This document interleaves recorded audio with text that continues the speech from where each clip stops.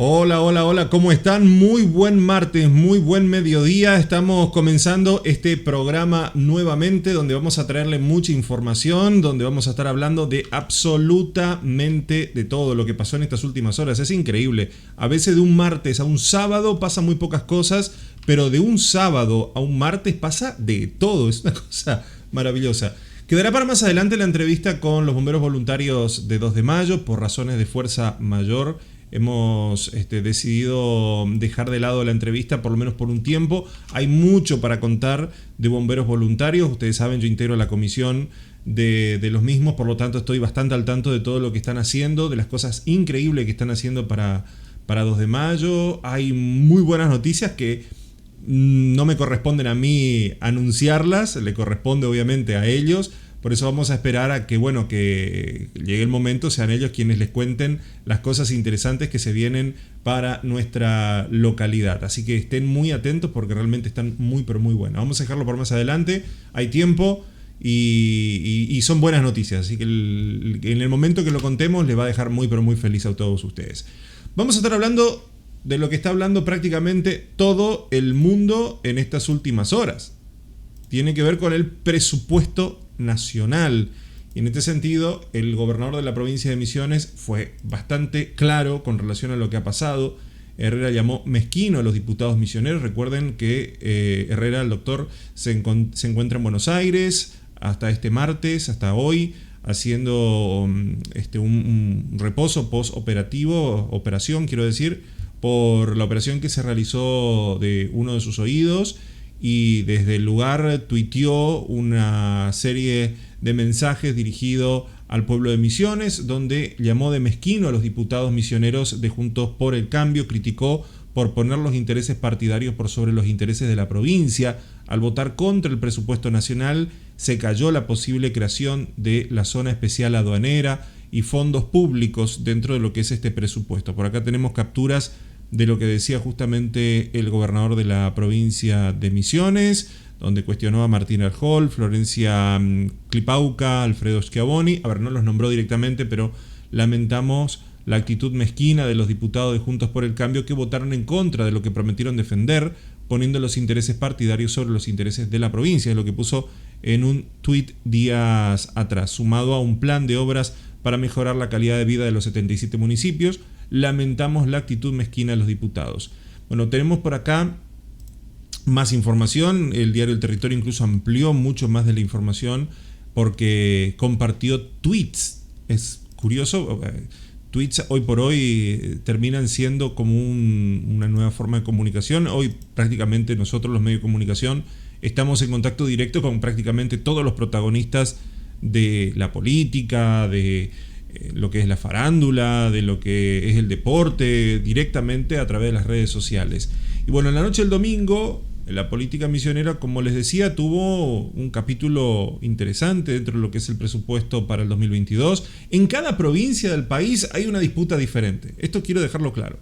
En todos lados hay idas y vueltas con relación a este tema. Nos centramos obviamente en la provincia de Misiones, donde bueno, ahí se habló de todo.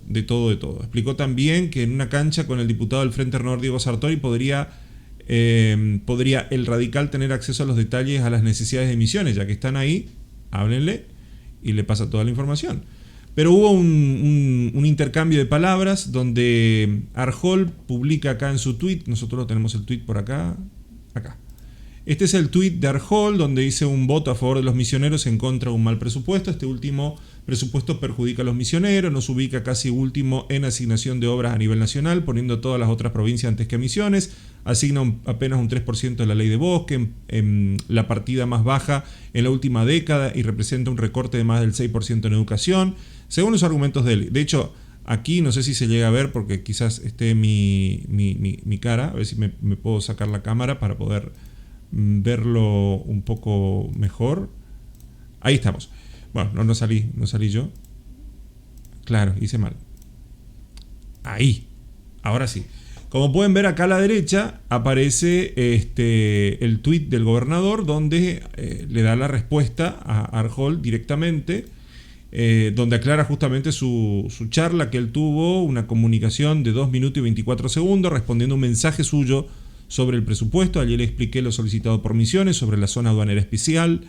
Y agrega que en la comunicación fue explícito en cuanto a la solicitud de la zona aduanera especial y obras de gran detalle que solicité que se comunique con el diputado Sartori para ampliar aún más el detalle, y usted me contestó que voy a hablar con Mario Negri para acompañar. Esto es en base a una charla que aparentemente tuvieron de manera privada aparentemente, pero que en definitiva era un anticipo de lo que se venía en cuanto a la votación. De hecho, el gobernador fue un poco más. Y por acá tenemos el tuit del gobernador sobre las obras que estaban previstas para la provincia de Misiones del 2022, 2023, 2024 y bueno, el resto. Ahí estamos viendo más o menos algunos de los números, quizás no el total. A ver si me puedo poner en algún lugar donde no moleste tanto. Así me voy a poner. Ahí. En donde podemos ver alguno de los presupuestos. Claro, es imposible leerlo. Adecuación, estación transformadora Itaimbé Iguazú de Posadas en la provincia de Misiones. Ampliación de la red de transporte gasoducto al noreste argentino en la etapa 3. Estamos hablando de 3.625.276 pesos. Y para el 2023 estamos hablando de 18 millones. 2024 casi 17 millones. Y después un remanente que en total son casi 49 millones de pesos, 49 mil millones de pesos me parece que dice acá, 49 mil millones de pesos, claro. 3 mil millones, 3.625 billones de pesos para el 2022, para el 2023 18.500 millones, 2024 casi 17 mil millones de pesos, y con el resto en total serían casi 49 mil millones de pesos que se invertirían justamente para el gasoducto, que es una gran obra que podría ayudar muchísimo a la provincia de Misiones, ampliar y remodelar las estaciones transformadoras y subtransformadoras en distintos puntos, construcción de centrales ferroviarias, construcción de centrales térmicas de biomasa, fábrica de pellets en Concepción de la Sierra, construcción de líneas de alta tensión, estaciones térmicas, obras complementarias a lo que tiene que ver con la parte de energía eléctrica, construcción de obras energéticas diversas en varias localidades, en las que incluyen San Vicente, zonas como Aristóbulo y demás. Construcción y remodelación de líneas de media tensión, que esto es muy importante. Ejecución de obras de ampliación de laboratorio de especialidades medicinales. Obra de infraestructura urbana de varias localidades. Obras en centros de adicciones. Obras en hospitales, terminales de ómnibus, unidades penales.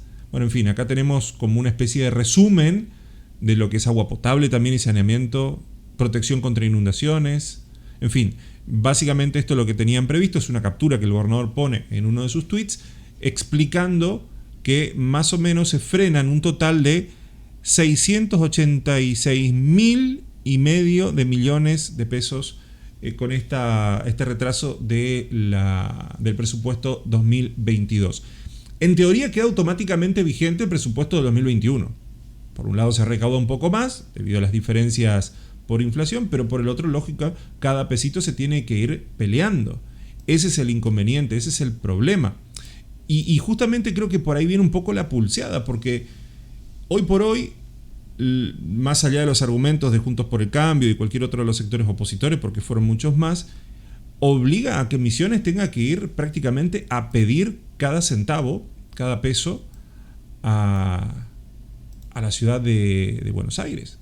O sea, es realmente muy complejo. Entendamos que Misiones está un poco distanciada del oficialismo nacional, así como pasa con Córdoba, Río Negro, Neuquén. Hay gobiernos directamente opositores, como ocurre con Jujuy, con Corrientes y Mendoza. Pero bueno, esto tendrá que hacerse en base a prórrogas de decretos de necesidad de urgencia para lo que es el presupuesto 2021 el año que viene. Las partidas para todas las actividades se tiene que definir con el presidente de la Nación, con su firma, de manera individual. O sea que hay que ir a buscar la lapicera, sin lugar a dudas. En el caso de Misiones, por ejemplo, el voto decisivo de Diego Sartori para lo que fue el 2022 le permitió incorporar, por lo menos hasta ahora, un paquete de obras por más de 96.000 millones de pesos. Esto afecta a los 77 municipios y esto también es un dato importante porque, bueno, el ministro Guzmán habría sugerido en su momento en el Congreso darle a nuestra Tierra Colorada, a nuestra querida provincia de Misiones, más de 22.000 millones extra. Pero todo esto, bueno, se desvirtuó y se seguirá viendo qué caminos seguir, pero es complicado negociar. Yo creo que los puntos más importantes son las obras de saneamientos que están en Apóstola y Noverá, que comenzaron ahora este año, el Fondo del Incentivo Docente, o sea, el Fondo Nacional de Incentivo Docente, porque ahí hay una pérdida, no sé exactamente cuánto, pero mucho más de 2.000 millones de pesos seguramente. Lo que tiene que ver con mejoras en lo que es la Ley de Financiamiento Educativo Nacional, que hay un reparto entre el gobierno nacional, las provincias. También está la Ciudad Autónoma de Buenos Aires, por supuesto, donde destinan un gran porcentaje de ese dinero a lo que es educación, ciencia, tecnología. Hay un 6% de lo que es el Producto Bruto Interno que se destina para ello. Pero también es importante aclarar que se perdió la transferencia automática de fondos que superan o que casi llegan a los 59.000 millones, 58.500 millones de pesos que se utilizan directamente para la ANSES, para la Administración Nacional de Seguridad Social. Las provincias reciben todo esto en concepto de anticipo para financiar los gastos corrientes. O sea, para lo que es la jurisdicción como Misiones, todavía no trascendió ni se supo cuáles son los regímenes previstos por parte de la Nación para este 2022. Hay fondos de compensación al transporte público de pasajeros por automotor urbano, suburbano, que en este 2022 iba a recibir un 45.000, 46.000 millones. Esto, la verdad, lo digo de memoria, no lo sé, pero sé que son recursos que se están frenando. Pero bueno, se quejaron y vamos a ver cómo sale adelante esto, ¿no? Esto no es nada sencillo. Es entendible el enojo del gobernador, que pocas veces lo he visto así, digamos, no confrontativo, pero explicando la situación que tiene que afrontar como gobernador por los próximos 2 años. Porque esto afecta al 2022, pero también indirectamente afecta al 2023. Es por lógica, ¿no?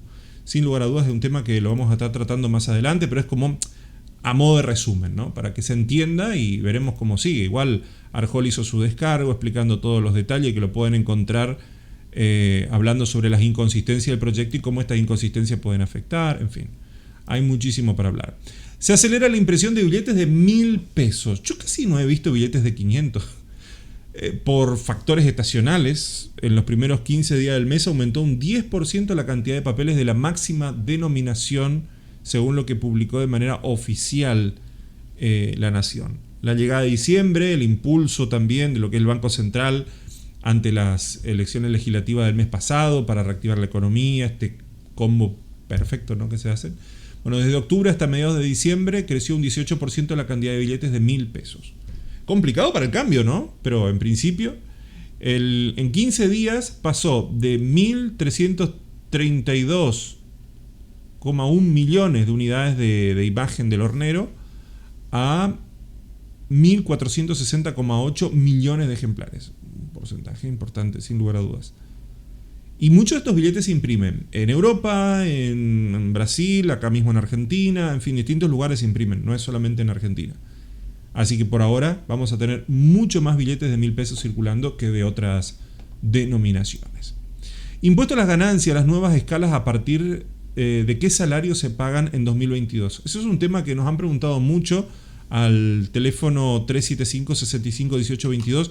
Nos han preguntado sobre esto. Gente aquí de 2 de Mayo, gente de San Vicente. Nos dicen, ¿cómo sigue? ¿Te enteraste cómo sigue el tema del monotributo en la República Argentina? ¿Qué sé yo? Sí, nos enteramos y nos pareció curioso y por eso justamente traigo esta nota para entender un poco más. El impuesto a las ganancias para empleados en relación de dependencia tendría un mayor mínimo no imponible a partir de 2022. El piso se eleva un 50,62% automáticamente, lo que es respecto al 2021, porque bueno, esta fue la suba anual del índice de remuneración imponible promedio de los trabajadores estatales, que es conocido como el RIPTE. Si no lo conoce, se lo presento.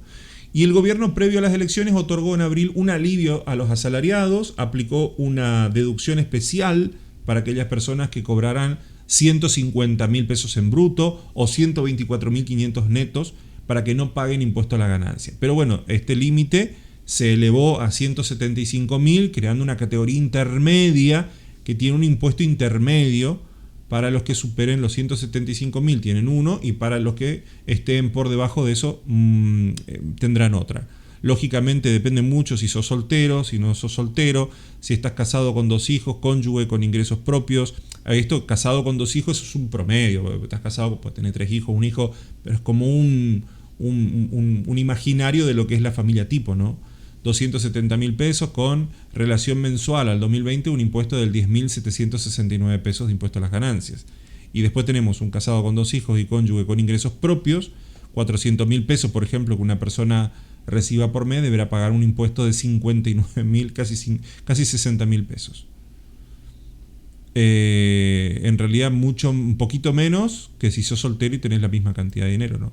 400.000 pesos siendo soltero, 67.000 pesos de impuestos. Siendo soltero con 270.000 pesos, 16.112. Estamos hablando de los sueldos de clase media, media alta, ¿no? Esto depende mucho de los valores de bolsillo.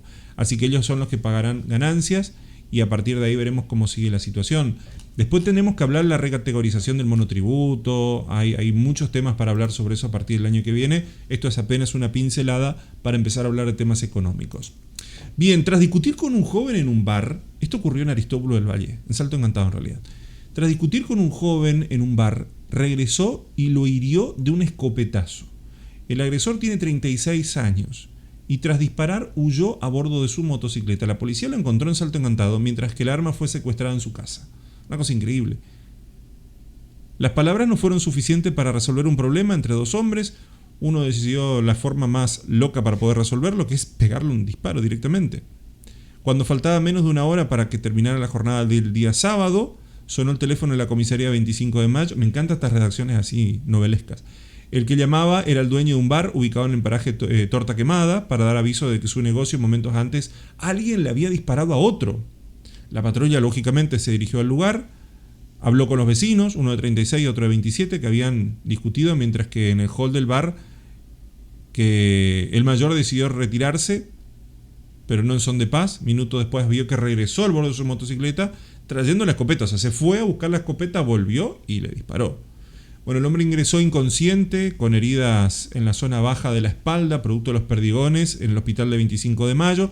Su vida no está en riesgo, por suerte se salvó, se lo trasladó al SAMIC de Oberá, pero lógicamente la policía fue atrás de este hombre, donde entregó una escopeta calibre 20, que estaba en realidad en la casa de su madre. Acá está la moto y el detenido. Es increíble cómo estamos últimamente. Espectacular despiste y vuelco de un camión sobre la ruta 4. El conductor, que iba con 2 acompañantes, perdió el control y dejó una escena preocupante. Los ocupantes habían sufrido lesiones leves, pero lógicamente madera. Un camión cargado con madera protagonizó un hecho vial sobre la ruta provincial 4, cerca de las 10 de este lunes, cuando este rodado de gran porte circulaba sobre lo que sería la zona entre Gobernador López y Leandro en Alem. Este vehículo tenía un conductor de 46 años junto con 2 ocupantes de 42 y 17 respectivamente, y bueno, aparentemente pierden el control y terminan con lesiones leves. Pero esta imagen es brutal. Imagínate una curva llegar y de golpe ves un camión con un montón de troncos dispersos sobre la cinta asfáltica. Es complicado la maniobra.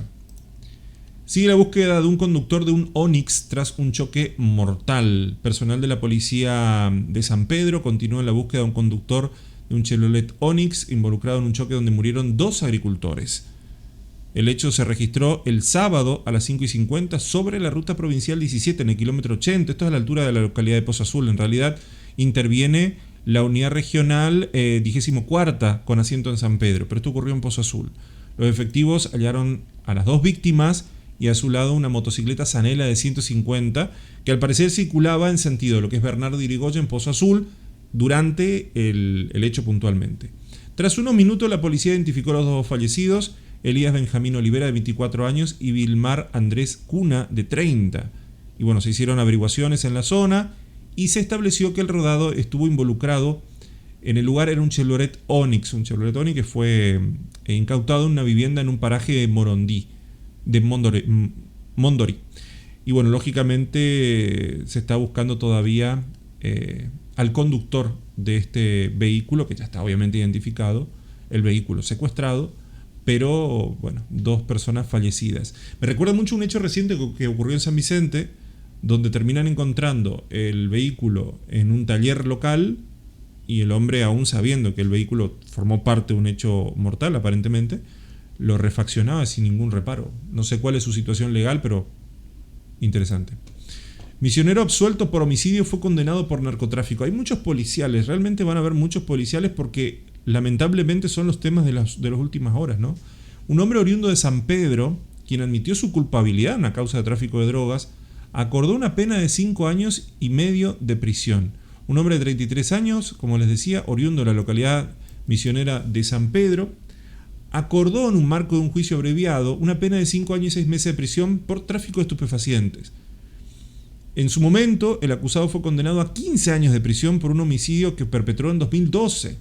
Pero bueno, fue apelado por su defensa y tras comprobarse su inocencia, fue absuelto en marzo del 2019. Estuvo 7 años tras la reja por el crimen que aparentemente no cometió, pero apenas salió de la cárcel, apenas unos meses, fue detenido en un búnker narco en la localidad bonaerense de González Catán, y bueno, allí posteriormente siendo juzgado como el misionero, así se lo identificó en la investigación, escapó a los tiros mientras fue capturado cerca de un arroyo y lo acusaron incluso de ser taxiboy, de asesinar a un cliente. Bueno, ahora parece ser que se podría reabrir incluso esta causa, creería que no, pero bueno, no pueden volver a juzgar algo que ya tiene sentencia. Pero en aquel momento el Tribunal Oral en lo Criminal número 27 condenó a este joven por homicidio simple en concurso real con hurto simple a la pena de 15 años de prisión. Y ahora detenido por narcotráfico. Increíble.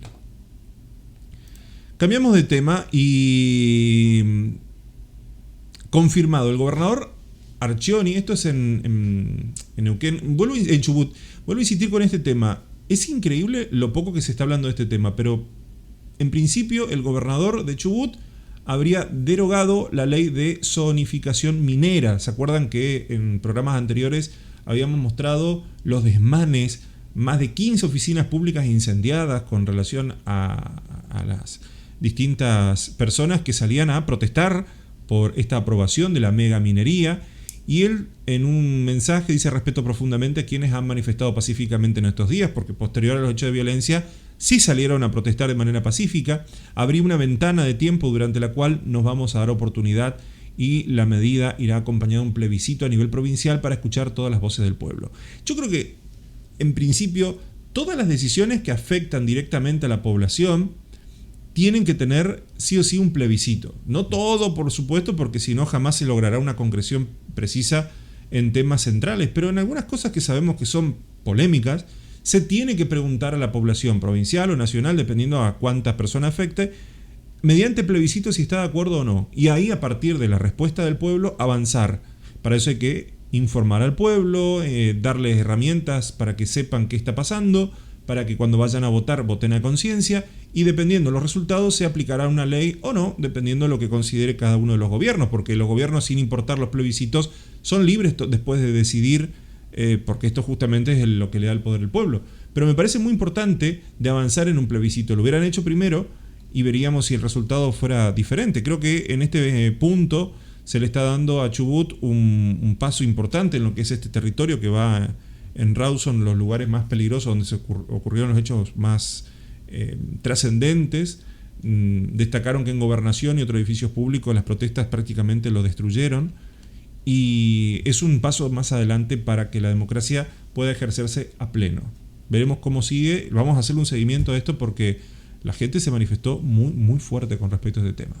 Hablemos del COVID. Hay muchísimos casos de COVID, me toca un poco de cerca ahora, pero hay muchísimos casos de COVID dando vueltas en el mundo y principalmente en la región. Hay muy pocas personas vacunadas. Creo que había leído que hay como, ahora no sé si las noticias están, creo que 4 o 5 mil vacunas de AstraZeneca. Y cuesta, hay gente que directamente quiere evitar las vacunas. Pero bueno, la variante Omicron, alerta a la Organización Mundial de la Salud, contagia a los vacunados y a los recuperados de coronavirus. El efecto tiene las vacunas ante la Omicron es bastante endeble. Es importante aclarar que aunque contagia a los vacunados, no los enferma. Hay una diferencia muy grande entre la infección al contagio. O sea, te puedes contagiar, pero la vacuna lo que impide es que termines internado con un respirador o con oxígeno. En el mejor de los casos con oxígeno, en el peor de los casos boca abajo con un respirador. Eso es lo que las vacunas previenen. Una dosis, lo ideal, pero si tenés 2, 3 dosis, dependiendo, cada 6 meses creo que se va a tener que realizar una vacuna. Esto todavía no está del todo confirmado, pero en principio. Y esta variante Omicron afecta a mucha gente, e incluso mucho más rápido que la Delta, que era bastante preocupante, por las variantes de las mutaciones que tiene a la hora de contactar con la célula a la cual infecta, ¿no? La variante Omicron del coronavirus se está propagando más rápido que la Delta, está causando contagios en personas vacunadas o que han recuperado del COVID-19, según dijo hoy el encargado de la Organización Mundial de la Salud, quienes dieron detalles, ¿no?, que son consistentes. La Omicron se está propagando mucho más rápido que la variante Delta. En cuanto a las mortalidades, desde que se empezó las vacunas hay mucho menos mortandad. Y esto se sabe porque los familiares tampoco salen a decir que tenía el familiar tal o cual síntoma. La mayoría de las personas ha evitado la muerte con las vacunas. Pero las infecciones, o sea, los contagios sí se están propagando y mucho. El problema está en que al haber más personas contagiadas pueden afectar a las personas que aún no se han vacunado y posteriormente podrían terminar matando a personas que por la razón que sea han decidido no vacunarse o no pudieron vacunarse y a través de ellas o terminar muy mal o generar nuevas variantes. Las variantes surgen de las personas que no están vacunadas. ¿Es posible lograr inmunidad de rebaño casi 2 años del inicio de la pandemia? Bueno, esto es un tema a discutir porque el virus podría ser endémico. ¿Qué es endémico? Que siga en circulación de por vida, que creo que todo apunta a que va a ser un virus endémico, a un nivel manejable como la gripe u otras enfermedades respiratorias, pero completamente diferente. En 2020, durante los primeros meses de la pandemia, se popularizó el concepto de inmunidad de rebaño. Pero hoy, teniendo en cuenta cómo funciona la enfermedad, sabemos que esto va a ser prácticamente imposible. Se podrá minimizar los factores de riesgo, se podrá evitar que sea una enfermedad mortal, sobre todo por las variantes que surgen de las personas que no se han vacunado. Pero en principio, inmunidad de rebaño como tal es muy difícil, porque nuestro sistema inmunológico no guarda, memoria de las defensas, no es como la papera que la tiene una vez y nunca más. En este caso, el cuerpo le cuesta tener, una respuesta inmunológica al SARS-CoV-2 como virus que produce la enfermedad del COVID-19. Y esto hace que los contagios sean muchos, pero bueno, con el tiempo creemos que si la mayoría se inmuniza y se cuida, más allá de que vamos a tener una enfermedad endémica, quizás deje de ser mortal, incluso con la versión Omicron. La versión Omicron, vuelvo a insistir, no es ni más mortal ni menos mortal que cualquier otra, simplemente se contagia más rápido. Esto es un dato importantísimo a tener en cuenta. La Agencia Europea de Medicamentos autorizó el uso de emergencia de la vacuna Novavax contra el coronavirus. Es la 5ª fórmula recomendada en la Unión Europea para prevenir el coronavirus a personas mayores de 18 años. Ojo, esto es importante aclararlo. Utiliza una tecnología más clásica de las que utilizan fármacos ya autorizados o las empresas autorizadas. Estamos hablando de una vacuna de toda la vida, como puede ser por cualquier otra cosa, ¿sí? Esta fue analizada y se aprueba para el uso, para poder respaldar los casos, ¿no? En Estados Unidos y México se redujo hasta un 90,4% el número de casos sintomáticos después de la segunda dosis. Y esto se ha notado también en la provincia de Misiones y en otros lugares. Queda un montón de gente todavía por vacunar, creo unas 217.000 quedan todavía por vacunar en una población de 1 millón. Queda un montón de gente todavía por vacunarse, 1 millón y algo acá en la provincia de Misiones. ¿Por qué los niños tienen un sistema inmunológico más fuerte? Hay una reciente investigación, pese a que son más propensos a contraer las infecciones respiratorias, los chicos tienen mejores defensas contra estos nuevos patógenos. Acá explican que a los 3 años el sistema inmunológico no termina de desarrollarse y es por eso que son más propensos a contraer infecciones durante los primeros años de vida. Son más débiles. Pero también la mayoría tiene un sistema inmunológico mucho más alerta. No del todo desarrollado, pero mucho más alerta. Y tienen debilidades, pero también fortalezas. Los bebés contraen muchas enfermedades respiratorias a causa del virus. La gripe, el virus sintial respiratorio, en comparación a los adultos, mucho más. Por eso es que es interesante ver cómo la curva en los más jóvenes es mucho más baja. los niños están relativamente a salvo, entre comillas. Tampoco podemos predecir, porque si hay un chico con comorbilidades o con sobrepeso o con algunos problemas que lo hacen inmunodepresivo, es muy probable que el COVID le termine afectando de manera muy fuerte.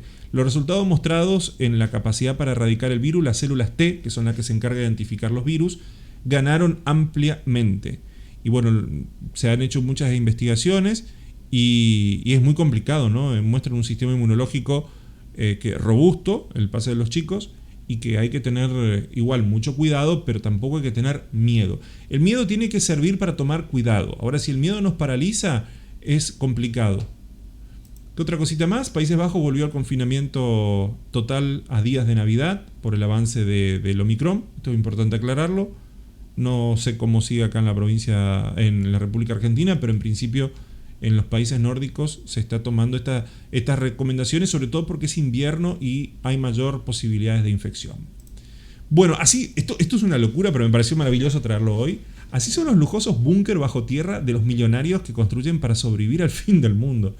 A ver, están equipados con todo. A mí me resulta como mínimo fascinante ver estas cosas.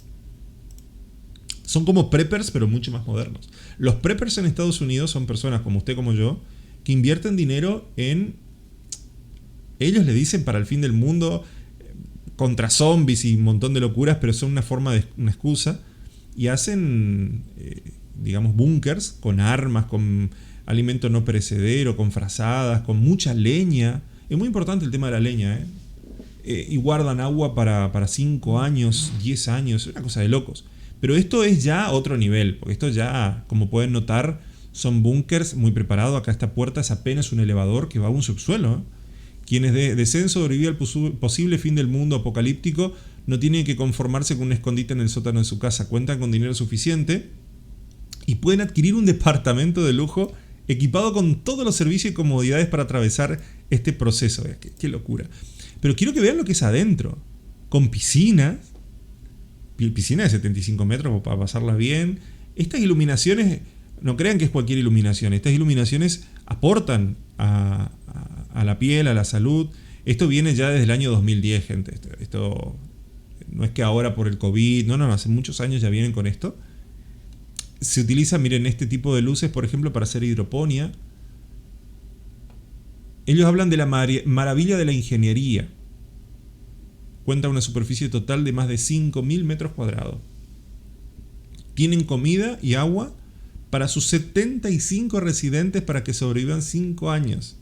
75. O sea, imagínense todo lo que hay que hacer para tener una población entera. El complejo está hecho de cemento especial que puede doblarse varias pulgadas sin romperse en caso de una onda de choque nuclear, porque ellos también piensan en todo, ¿no? Tienen distintas actividades recreativas, computadoras con un montón de elementos de entretenimiento impresionantes. Son búnkeres reforzados con tecnología antinuclear. Lo he visto en la Antártida. Los que realmente son ricos tienen también estos búnkeres en la Antártida. Allá no te llega nadie. Pero sí, hay muchos de estos dando vuelta en el mundo. Me pareció curioso traerlo como mínimo. Y esto otro, una noticia así como de color.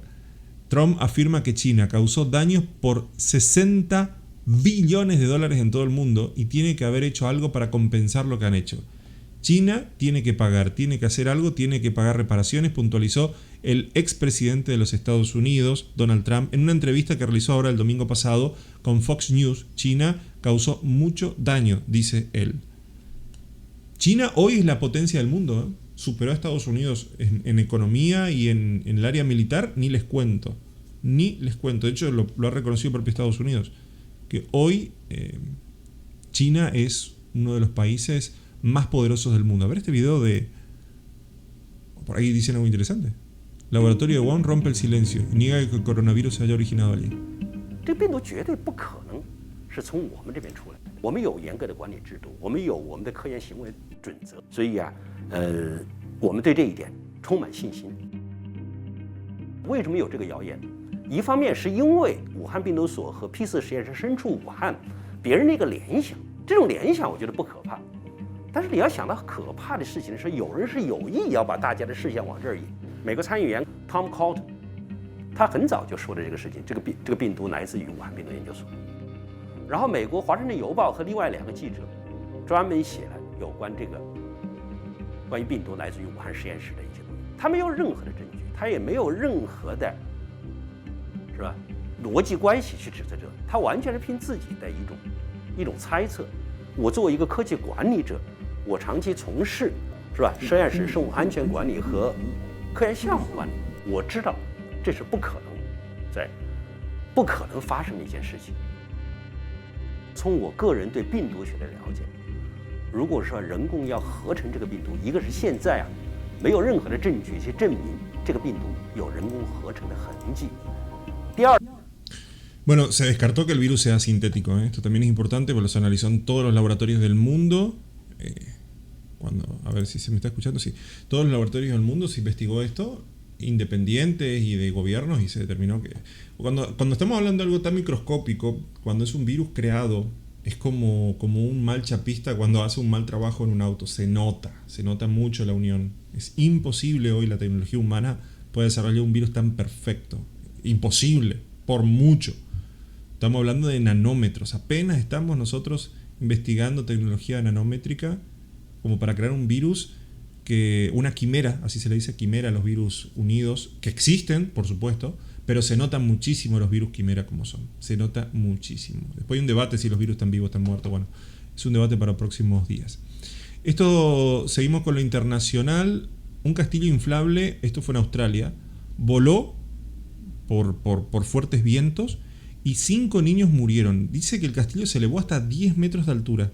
Era uno de los festejos que habían a fin de años en Hillcrest, Australia, y 5 chicos cayeron. Otros quedaron prendidos del inflable.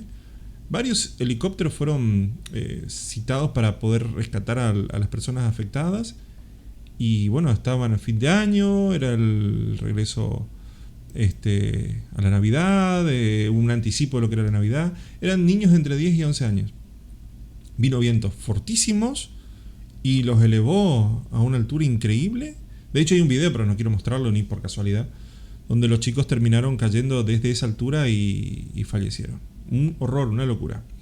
Bueno, vamos a otro tema. Chile. Se dispara el dólar y cae la bolsa por el triunfo de Gabriel Boric y su plan económico de izquierda. De hecho, él es del partido de izquierda que este fin de semana ganó en su país con un fuerte acompañamiento por parte de los chilenos. El peso chileno se deprecia frente al dólar y la bolsa del país trasandino llegó a hundirse más de 6,8%. El miércoles, un montón, no es poca cosa lo que estamos viendo. Así que en principio sería uno de los principales inconvenientes que ha recibido, pero bueno, el dólar en Chile de unos 30 pesos todavía está muy lejos de los máximos históricos, ¿no? El dólar saltó en Chile de unos 30 pesos respecto a la rueda del viernes para ubicarse a un máximo histórico de 872. Pequeño disparo, ¿no?